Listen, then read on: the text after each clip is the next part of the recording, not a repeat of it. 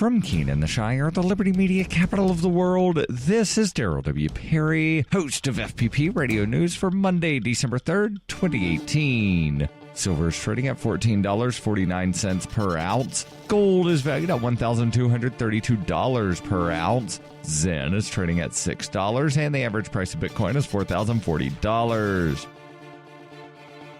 Antiwar.com reports the Trump administration has settled decisively on not blaming the Saudi crown prince for murdering reporter Jamal Khashoggi. The evidence underpinning this allegation, at least from the CIA assessment, centers on intercepted messages. The Saudi crown prince was not physically in Istanbul doing the murdering, and that seems to be the sum total of the uncertainty that the administration is resting on. His closest advisor was there, however, overseeing the murder. The CIA also intercepted 11 messages from the prince to his advisor in the hours immediately leading up to and following the murder. Another intercept the CIA got from the crown prince pointed to the underlying plot itself, with the prince saying, "We could probably lure Khashoggi outside Saudi Arabia and make arrangements, even if they couldn't lure him back to Saudi Arabia." The murder plot itself may have also involved intercepted messages, according to a new lawsuit filed by a friend of Khashoggi, Omar Abdulaziz. Abdulaziz had been in contact with Khashoggi on WhatsApp in the lead up to his murder and believes that the Saudis used an Israeli company's software to hack his phone and gather information. Abdulaziz says he believes the hacking of the phone played a major role in what happened to Jamal and that the guilt is killing me.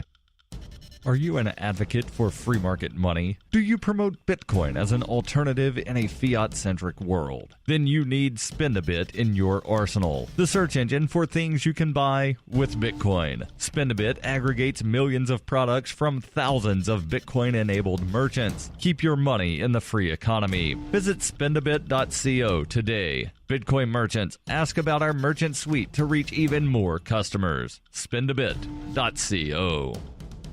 UPI reports former FBI Director James Comey said Sunday he will testify before Congress this week after dropping a challenge to a House subpoena. Comey made the announcement on Twitter after saying he reached a deal with Republicans to make the private testimony after House Judiciary Committee Chairman Bob Goodlatte agreed to make his comments public in the entirety after the hearing. The testimony will center on the investigation by Goodlatte and other House Republicans into the FBI and DOJ's handling of probes into former Secretary of State Hillary Clinton's email practices and Russian interference in the 2016 presidential election. House Republicans issued subpoenas to Comey and former Attorney General Loretta Lynch last month, and Comey issued a challenge saying he would prefer a public hearing instead of a closed-door session. He tweeted at the time, "I'm still happy to sit in line and answer all questions, but I will resist a closed-door thing because I've seen enough of their selective leaking and distortion. Let's have a hearing and invite everyone to see it." On Sunday, Goodlatte issued a statement saying the transcript of Comey's testimony would be released to the public as soon as possible after the interview in the name of our combined desire for transparency. Zencash has changed their name to Horizon to better represent their transition from a cryptocurrency to a pioneering platform that protects consumer data. They're working towards the day when anyone will be able to build privacy-based applications on the Horizon platform and generate income from them. This will allow Horizon to bring thousands of real-life services to the community, services that provide freedom, utility, and privacy. Learn more at horizon.global and join the Horizon community. HORIZEN.global.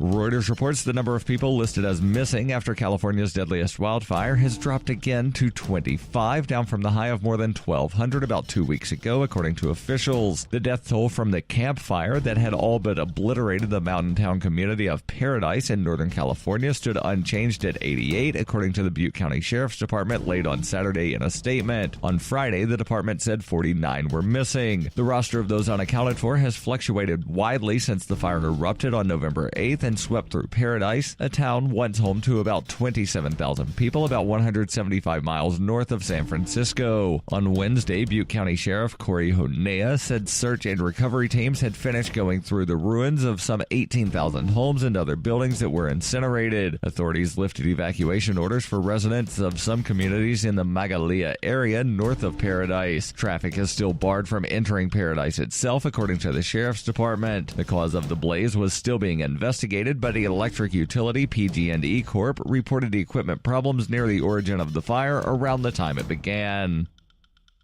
This has been FPP Radio News, online at fppradio.com.